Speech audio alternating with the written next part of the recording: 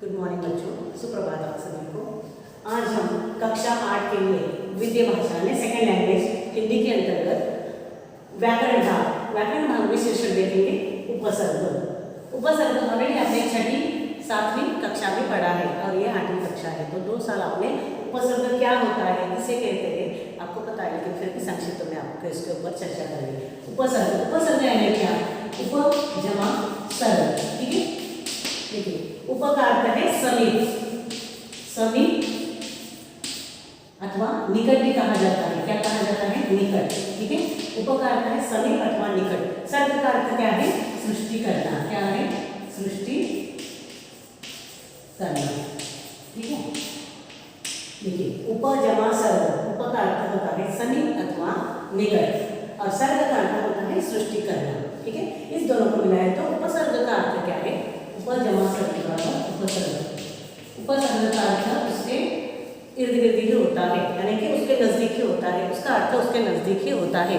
और कहा जाता है कि उपसर्ग वास्तव में वे शब्द होते हैं, उपसर्ग वास्तव में वे शब्द होते हुए भी शब्द नहीं होते। इन्हें क्या कहा जाता है? शब्दांश कहा जाता है, क्योंकि इनका प्रयोग स्वतंत्र रूप से नहीं किया जा सकता। क्योंकि उपसर्ग या प्रत्यय, उपसर्ग हो या प्रत्यय हो, उनका प्रयोग पूर्ण रूप से या सार्थक शब्दों के साथ ही किया जाता है। जैसे शब्दांश जमा शब्द, अभी हम देखेंगे शब्दांश जमा शब्द,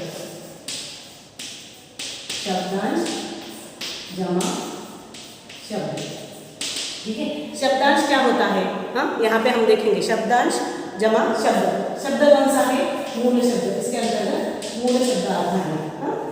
उदाहरण के तौर पर हम देखेंगे परि क्या है? एक उपसर्ग है। परि जमा भ्रमण, ठीक है। उसका उत्तर क्या होता है? परिभ्रमण। परि जमा भ्रमण, परि का अर्थ है चारों ओर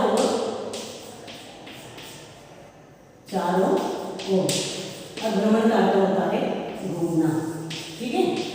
देखिए, परि का अर्थ क्या है? चारों ओर, ठीक है। और भ्रमण का अर्थ है घूमना, यानी परि जमा भ्रमण बराबर क्या हुआ? परिभ्रमण। तो यहाँ पे हम कह सकते हैं कि देखिए, उपसर्ग का अर्थ उसके निकट, इसमें ही उपसर्ग में ही उसका अर्थ छुपा होता है। परि यानी चारों ओर, भ्रमण यानी घूमना, यानी उपसर्ग के इर्द गिर्द ही उसके समीप अथवा उसके सृष्टि करने वाला नया शब्द उसके निकट यानी समीप ही होता है।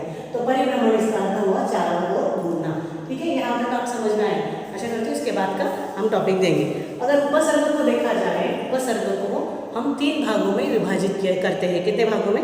3 भागों में विभाजित करते हैं। लेकिन उससे पहले हमें इससे कुछ विशेष बातों के ऊपर भी ध्यान देना चाहिए। उसमें क्या है? उपसर्ग विधि से बने गए शब्द का अर्थ उसके भावार्थ तथा मूल शब्द के अर्थ के आसपास होता है। देखिए, उपसर्ग विधि से बना शब्द है परि, उपसर्ग है जमा भ्रमण बराबर परिभ्रमण। परि का अर्थ होता है चारों ओर और भ्रमण का अर्थ है घूमना, यानी उपसर्ग का अर्थ उसके इर्द गिर्द और निकट ही होता है, आसपास ही होता है। यह आपको बात सबसे पहले समझ लेनी चाहिए, ताकि उपसर्ग को आप किस प्रकार अलग अलग कर सकते हैं। उपसर्ग 3 भागों में तो बांटते हैं, लेकिन उसका किस प्रकार बांटा जाता है ये आपको यहाँ पे पता चलेगा। तो सबसे पहले उपसर्ग को 3 भागों में बांटा जाता है। वो किस प्रकार? तत्सम, तद्भव, आगत। देखिए, उपसर्ग को 3 भागों में बांटा गया है। कितने? तत्सम, तद्भव और आगत। तत्सम के अंतर्गत संस्कृत के शब्द होते हैं उपसर्ग, तो उनको कितने हैं? संस्कृत के 23 शब्द हैं। संस्कृत के अंतर्गत देखा जाए तो इसके 23 शब्द आते हैं। इनके अंतर्गत 23 शब्द आते हैं उपसर्ग के अंतर्गत देखा जाए। तद्भव का अर्थ होता है हिंदी, यानी ऐसे उपसर्ग हैं जो हिंदी के अंतर्गत आते हैं। हिंदी के उपसर्ग कहलाते हैं। वो कितने हैं? 12 हैं। और एक 2 एक्स्ट्रा भी है, क्योंकि इसमें फिर से परिवर्तन होता है। यहाँ भी वही उपसर्ग होते हैं, इसलिए यहाँ पे दिया गया है। कुछ एक उपसर्ग हिंदी से और उर्दू से भी दिए गए हैं। तो तीसरी बात, आगत यानी उर्दू अथवा फारसी के अंतर्गत, उर्दू फारसी के अंतर्गत आने वाले उपसर्ग वो कितने हैं? 14 है। उर्दू और फारसी के अंतर्गत, फारसी भाषा के अंतर्गत आने वाले उपसर्ग 14 है। और यह छोड़ के आगत ध्वनि है इसके अंदर, फ्रेंच और उसके अंतर्गत बहुत सारे विदेशों से लिए गए भी उपसर्ग यहाँ पे दर्शाए जाते हैं। तो सबसे पहले आपको इतना पता होना चाहिए कि उपसर्गों को 3 भागों में बांटा जाता है, तत्सम, तद्भव और आगत, यानी संस्कृत, हिंदी और उर्दू और फारसी के अंतर्गत उसको छोड़ के इसके अलावा भी फ्रेंच और आगत यानी विदेशी से आए गए कुछ ऐसे भी शब्द है, ज़्यादा नहीं है इसमें 5-6 होंगे, लेकिन वहाँ आपके लिए कभी कभी आ जाता है उपसर्ग अथवा किसी शब्दों के अर्थ के आधार पर आपको प्रश्न पूछा जा सकता है। ये तो बेसिक है, ये आपको पता है कि किस प्रकार उपसर्ग का कौन सा भी मार्क नहीं छोड़ सकते। अगर देखा जाए तो उपसर्ग को हम 3 भागों में बांटते हैं। तो किस प्रकार आता है? सबसे पहला तो आता है विशेषण के रूप विलोम के रूप से, विलोम के रूप में पाया जाता है। और किस अभी हमने इससे पहले देखा परिभ्रमण, परिभ्रमण देखा, और उसके साथ ही साथ हमने बहुत सारे ऐसे वर्ड्स देखने हैं। तो सबसे पहले हम देखेंगे यहाँ विलोम। विलोम के अंतर्गत देखिए, विलोम के अंतर्गत अप जमा मान, अपमान, अप का अर्थ होता है अनुचित अथवा बुरा और मान का अर्थ होता है इज्जत, और इज्जत का विलोम शब्द क्या होता है? बेइज्जत, बेइज्जत,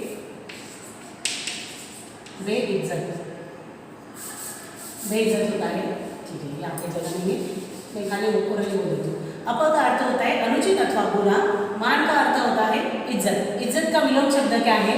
बेइज्जत। तो यहाँ पे देखिए किस प्रकार विलोम शब्द आ जाता है उपसर्ग के अंतर्गत। उसी प्रकार इसका उपसर्ग के अंतर्गत जिस प्रकार 3 भागों में बांटते हैं अथवा इसको कहा जाता है, हम इसको उपसर्ग को 3 प्रकार के शब्दों में प्रकट करते हैं। सबसे पहला आता है विलोम। विलोम के अंतर्गत हमने ये उदाहरण देखा, अब देखेंगे विलोम के अंतर्गत दूसरा, यह हुआ पहला, दूसरा और तीसरा। तो पहला तो विलोम तो हमने यहाँ समझ लिया, लेकिन अब देखेंगे पर्याय। पर्याय के अंतर्गत परि जमा भ्रमण, परि का अर्थ है चारों ओर और घूमना का, भ्रमण का अर्थ है घूमना। तो इसका अर्थ क्या हुआ? चारों ओर घूमना। देखिए अगर आप यहाँ पे देखें तो किस प्रकार आ सकता है ये, इसका इर्द गिर्द ही उसका अर्थ होता है। उसी प्रकार हम थर्ड वन देखेंगे, नई विशेषता बताने वाले शब्द।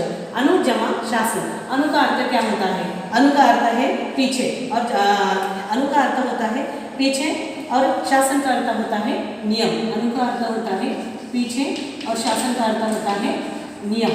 ठीक है, उसी प्रकार अधिकार, अधिकार का अगर हम एक उदाहरण देंगे, अधि जमा का, ठीक है, अधि का अर्थ होता है ऊपर अथवा बड़ा अथवा श्रेष्ठ कहा जा सकता है। और कार का, कार यानी करने वाला, कार का अर्थ होता है करने वाला।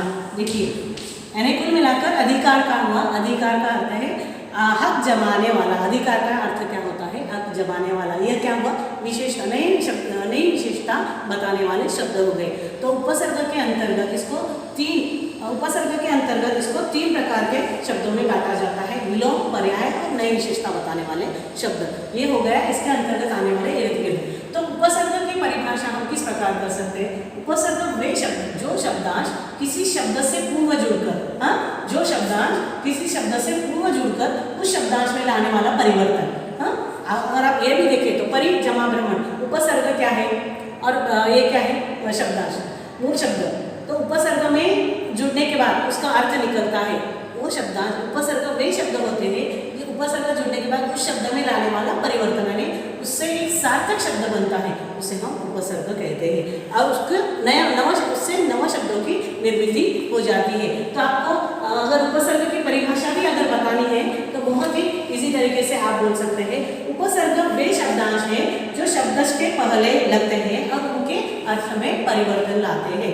आप अगर पृष्ठ संख्या देखें, पेज नंबर 70 के ऊपर, यानी पेज नंबर 70 के ऊपर देखिए तो आपके यहाँ पे बहुत सारे उदाहरण ऐसे दिखेंगे। तो संस्कृत के उपसर्ग के अंतर्गत आप देख सकते हैं, संस्कृत के उपसर्ग के अंतर्गत आपको 23 यानी कुल मिलाकर 23 जो है उपसर्ग दिए गए हैं, और हिंदी के अंतर्गत भी दिए गए हैं 12। उसी प्रकार अगर आप पेज बदले तो उर्दू फारसी के अंतर्गत भी आपको यहाँ पे 14, अंग्रेजी के अंतर्गत भी आपको 5 उपसर्ग दिए गए हैं। उसी प्रकार अगर आप इसका और एक उदाहरण दिए गए देख सकते हैं, आ ये क्या है? उपसर्ग है। अगर आ उपसर्ग जोड़कर हम शब्द बना सकते हैं, आ जमा जीवन, उसका अर्थ हुआ आजीवन, यानी बराबर आ जमा जीवन बराबर आजीवन। आ जमा मरण बराबर आमरण। उसी प्रकार आ जमा गमन यानी आगमन, आगमन, आगमन हमने देखा। तो आगमन यहाँ किस प्रकार माना जाता है आपने देखा। और क्या जुड़ने पर कौन सा उपसर्ग, आगमन में कौन सा उपसर्ग है, तो आ। आपको कौन से में भी कभी कभी प्रश्न में केवल उपसर्ग देते हैं, आपको उसके पीछे एक शब्द लिखना पड़ता है, लेकिन वह शब्द सार्थक होना चाहिए। ठीक है, यहाँ पे समझ में आया। तो हम अब देखेंगे उपसर्ग के अंतर्गत तत्सम, तत्सम के अंतर्गत यानी तत्सम यानी संस्कृत के अंतर्गत आने वाले 23 उपसर्ग है जो यहाँ पे दिखाया दर्शाए गए हैं। उपसर्ग और उसके अर्थ भी आपके बुक में दिया गया है। मैं केवल यहाँ 10 को ही दर्शा रही हूँ। आपके टेक्स्ट बुक में अगर आप देखें तो पूरे के पूरे दिए गए हैं। अ और अन ये क्या है, उपसर्ग है। हाँ, तो इसका उपसर्ग क्या, उपसर्ग जोड़कर हम किस प्रकार अनादि, अनंत, अनाथ आदि शब्द बना सकते हैं। उसी प्रकार आ ये उपसर्ग जोड़कर हम आक्रमण, आहार आदि शब्द बना सकते हैं। अनु, अनु का अनुमान, अनुगमन, अनुकरण आदि उपसर्ग बना सकते हैं। उसी प्रकार अगला रहेगा अव, अवगुण, अवशेष, अनुकरण, अवमान, अभी जोड़कर अभिमान, अभिनेता, अभिषेक आदि हम शब्द उपसर्ग बना सकते हैं। अपमान, अपमान, अपयश, अपहरण। अगला रहेगा अधिकरण, अधिकार। उसी प्रकार उत्तम, उत्कर्ष, उत्थान आदि शब्द बना सकते हैं। उप जोड़ के उपसर्ग, उपवन, उपसर्ग, उपवन, उपहार आदि हम शब्द बना सकते हैं। उसी प्रकार दूर से दुर्लभ, दुर्गति, दुर्गति चलेगा। आप टेक्स्ट बुक में है दुर्गति।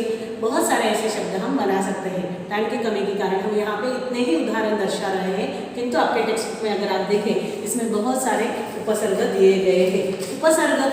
उपसर्ग में ध्यान रखने वाली बात है, उपसर्ग के अंतर्गत उपसर्ग को 3 भागों में बांटा गया है।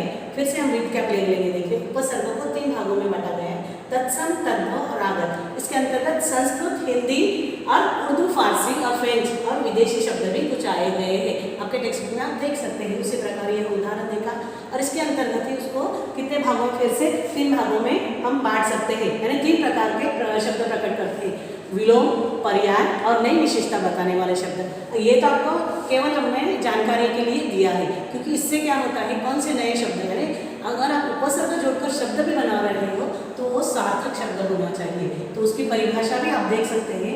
उपसर्ग वे शब्दांश होते हैं, उपसर्ग आप देख सकते हैं, उपसर्ग वे शब्दांश होते हैं जो सार्थक शब्दों से पहले और उनके अर्थ में परिवर्तन ला देते हैं।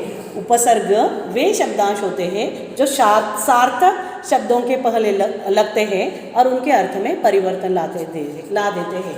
यानी उपसर्ग वो शब्दांश है जो शब्द से पूर्व जुड़कर उस शब्दांश में लाने वाला परिवर्तन, यानी उस शब्द की नवनिर्मिति होती है। यहाँ पर उपसर्ग आप समझ में आया होगा, ऐसे आशा करती हूँ। और फिर अगले क्लास में हम देखेंगे प्रत्यय यानी प्रीफिक्स। ये प्रीफिक्स हमने देखा, तो सफिक्स अगले क्लास में हम देखेंगे। धन्यवाद।